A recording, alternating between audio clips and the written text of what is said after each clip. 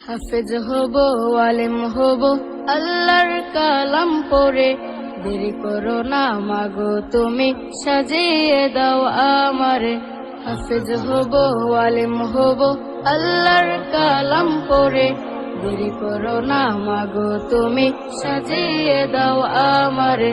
10 নেকি দেবেন প্রভু একটি হরফে, হাজার হাজার হরফ আছে পবিত্র কুরআনে। 10 নেকি দেবেন প্রভু একটি হরফে, হাজার হাজার হরফ আছে পবিত্র কুরআনে।